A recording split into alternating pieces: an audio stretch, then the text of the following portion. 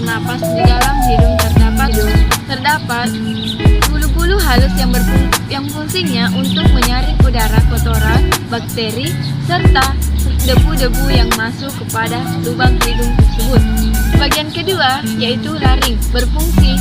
Fungsi dari laring adalah mencegah benda asing masuk, membantu dalam proses menelan dan mengatur suara. Bagian ketiga yaitu trakea berfungsi untuk menyalurkan udara ke bronkus yang diteruskan ke paru-paru.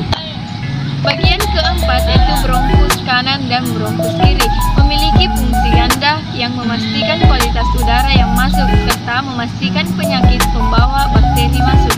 Yang kelima yaitu bronkiolus adalah cabang dari bronkus yang berfungsi untuk mengontrol kebutuhan udara yang masuk dan keluar paru-paru.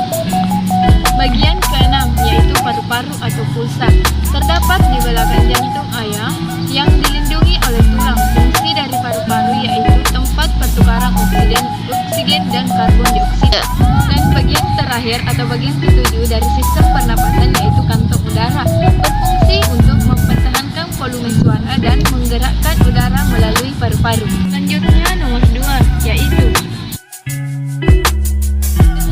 sistem pencernaan. Di dalam sistem pencernaan terdapat beberapa bagian. Yang pertama yaitu mulut. Di dalam mulut ditemukan adanya lidah yang berfungsi untuk memudahkan penelanan makanan ke dalam sistem pencernaan. Selanjutnya yaitu esofagus. Bagian kedua yaitu esofagus atau kerongkongan merupakan saluran yang berbentuk memanjang seperti pipa. Esofagus berfungsi untuk meneruskan makanan menuju tembolok. Bagian ketiga yaitu tembolok, di mana tembolok merupakan penyimpanan makanan sementara sebelum menuju proventriculus. Selanjutnya bagian keempat yaitu proventriculus, yaitu lambung sejati pada ayam yang di dalam proventriculus terjadi pencernaan secara sistematis yang melibatkan sekresi asam kloroida, HCl, enzim pepsid, dan cairan getah untuk mencerna protein. Bagian selanjutnya itu ventriculus berfungsi untuk membantu batuan-batuan kecil yang dicerna secara mekanik. Selanjutnya, bagian usus kecil. Usus kecil terbagi menjadi 3. Yang pertama yaitu duodenum yang berfungsi dan fungsi utamanya duodenum adalah menjadi tempat pencernaan makanan dan penyerapan zat gizi, enzim, lipase, amilase, dan tripsinogen. Bagian kedua dari usus kecil yaitu jejunum mempunyai fungsi untuk meneruskan sisa penyerapan yang terjadi di duodenum. Bagian ketiga dari usus kecil yaitu ileum yang berfungsi dan fungsinya dari ileum tidak berbeda jauh dengan jejunum, yaitu melanjutkan proses penyerapan nutrisi ke dalam aliran darah. Selanjutnya bagian dari sistem pencernaan yaitu usus besar merupakan saluran sama seperti usus halus, akan tetapi memiliki ukuran yang lebih besar. Usus besar berfungsi sebagai tempat penyerapan air dengan tujuan meningkatkan kadar air di dalam sel tubuh dan menjaga keseimbangan air. Selanjutnya yaitu pankreas, terletak di antara lingkaran jaringan pada usus halus, di mana pankreas berfungsi dalam proses pencernaan kimiawi yang dibantu oleh enzim untuk menguraikan sisa makanan. Selanjutnya yaitu usus buntut, berfungsi sebagai tempat pembusukan sisa makanan sebelum keluar menuju kloaka. Selanjutnya yaitu kloaka, di mana kloaka berfungsi sebagai tempat pengeluaran urin, pengeluaran feses, dan sebagai saluran reproduksi. Bagian ketiga. Bagian ketiga yaitu sistem peredaran darah atau sirkulasi. Yang bagian pertamanya yaitu jantung, di mana jantung berfungsi untuk mengedarkan darah ke seluruh tubuh. Bagian kedua yaitu hati kiri dan kanan berfungsi untuk mengganti sel darah merah atau eritrosit yang sudah mati atau tua. Bagian ketiga yaitu cairan empedu yang terletak di bawah hati, berfungsi untuk memberikan warna pada feses.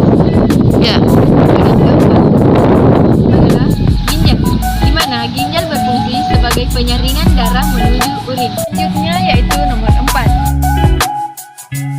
Dalam sistem reproduksi pada ayam betina terdapat beberapa bagian. Yang pertama yaitu ovarium, di mana ovarium merupakan organ reproduksi yang berfungsi sebagai penghasil folikel. Ovarium juga merupakan haploid X seksual, gemetosis, dan perkembangan serta pemasakan kuning telur. Bagian kedua yaitu oviduct, di mana oviduct merupakan saluran yang menghubungkan ovarium dengan vagina dan berakhir di kloaka, di mana fungsi dari oviduct sebagai saluran spermatozoa menuju ke ovum untuk fertilisasi. Selanjutnya yaitu infundibulum yang berfungsi sebagai tempat ovulasi, fertilisasi, dan pemasukan ovum.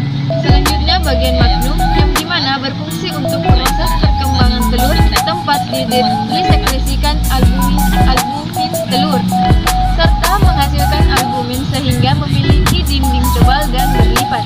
Bagian infimum, di mana berfungsi sebagai tempat terbentuknya membran sel atau selaput kerabang telur. Selanjutnya yaitu uterus, di mana uterus berfungsi sebagai tempat perkembangan telur pada lama sekitar 18-20 jam. Selanjutnya yaitu vagina, di mana merupakan bagian oviduct yang paling belakang.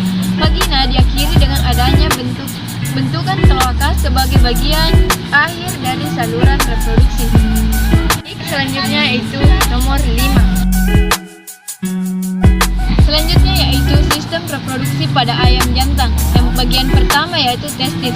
Testis berjumlah sepasang terletak pada bagian atas di abdominal ke arah punggung pada bagian anterior akhir dan ginjal dan berwarna kuning cerah. Selanjutnya itu fungsi testis yaitu untuk menghasilkan hormon kelamin jantan yang disebut dengan androgen dan sel gamet jantan yang disebut dengan sperma. Selanjutnya bagian kedua yaitu epididymis, berjumlah sepasang dan terletak pada bagian sebelah dorsal testis. Epididymis berfungsi sebagai jalannya cairan sperma ke arah kaudal menuju cauda paidimis. Selanjutnya itu nomor 3 yaitu ductus deferens. Ductus deferens adalah saluran deferens berfungsi sebagai tempat pemasakan dan penyimpanan sperma sebelum disalurkan ke kopulasi. Bagian terakhir yaitu organ kopulasi atau penis, di mana berfungsi sebagai alat untuk mengeluarkan sperma. Itulah tadi penjelasan tentang anatomi dan morfologi pada ayam dan saya. Kurang dan lebihnya mohon dimaafkan. Assalamualaikum warahmatullahi wabarakatuh.